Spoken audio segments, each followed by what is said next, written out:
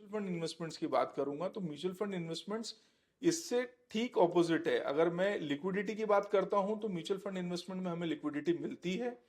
अगर मैं बात करता हूं मुझे नेट एसेट वैल्यू के अकॉर्डिंग आज की करंट वैल्यू मेरे म्यूचुअल फंड की कितनी है, तो एग्जैक्ट आज मैं अगर रिडीम करूंगा तो आज शाम की एनएवी से मुझे एग्जैक्ट उतना ही अमाउंट मेरा 3 दिन में ही मेरे अकाउंट में मुझे मिल जाएगा।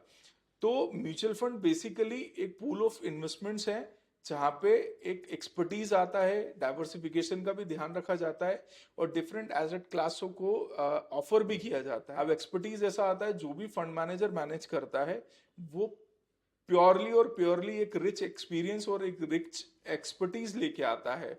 कई सालों का फंड मैनेजमेंट एक्सपीरियंस, कई सालों का इंडस्ट्री का जो भी है बियर मार्केट और बुल मार्केट को देखना और थोड़ा सा माइक्रो की स्टडी करते हुए वो एक एक्सपीरियंस लेके आते हैं। उन्हें पता है नेक्स्ट हैपनिंग चीज कौन सी है, या उनकी जो स्टॉक पिकिंग एबिलिटी होती है वो हम नॉर्मल इन्वेस्टर से कई ज्यादा होती है। उसकी एक ही बात करते हैं तो ये मार्केट से डायरेक्ट लिंक्ड रहता है। कोई भी मार्केट का स्पेकुलेशन, कोई भी नेगेटिव न्यूज, कोई भी सेंटिमेंटल वैल्यूज में ये सडन चेंज आ जाता है। जुलाई में ऑल टाइम हाई टच कर रहा था मार्केट। एक छोटी सी न्यूज आई जियो पॉलिटिकल इश्यूज को लेके, वॉर की, तो मार्केट एकदम जो है करेक्शन मोड में आ गया। दूसरी एक और न्यूज आती है तो मार्केट टैंक हो गया। न्यूज जो इजराइल और हमास का जो फिलिस्तीन वॉर था उसका एस्केलेशन जो हुआ, ईरान का इन्वॉल्वमेंट आना हुआ, तो उससे भी मार्केट टंबल हुआ। थर्ड, जो कैरी ट्रेड हुआ जापान का जो मार्केट जुलाई के ऑल टाइम हाई से 30% नीचे आना हो गया, तो उससे एकदम जो मार्केट है नीचे आना स्टार्ट हो गया।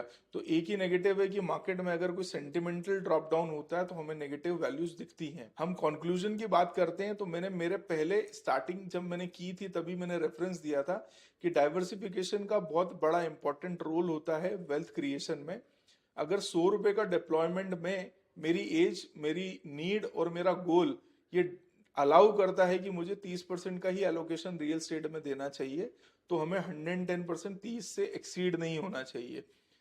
छोटे से एग्जाम्पल से समझेंगे, अगर मेरे गोल्ड का जो परसेंटेज है 25% है और गोल्ड का प्राइस सिग्निफिकेंटली इंक्रीज हो गया है, अब मेरे करंट के पोर्टफोलियो में या करंट के मेरे एसेट एलोकेशन में गोल्ड 20% डिसाइड किया गया था, बट अब वो 25% हो गया ड्यू टू इट्स वैल्यू, तो मुझे उसे रीअलाइन करना मेरा रिस्पॉन्सिबिलिटी बन जाता है। तो मैं क्या करूंगा कि मैं थोड़ा सा गोल्ड बेच दूंगा।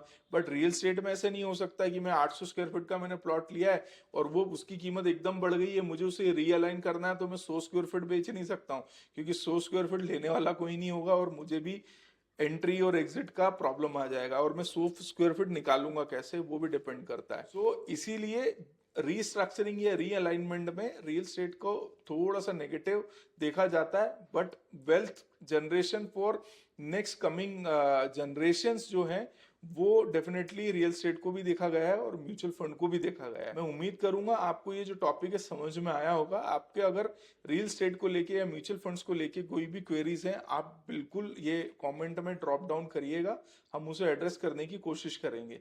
आप सबका बहुत बहुत धन्यवाद।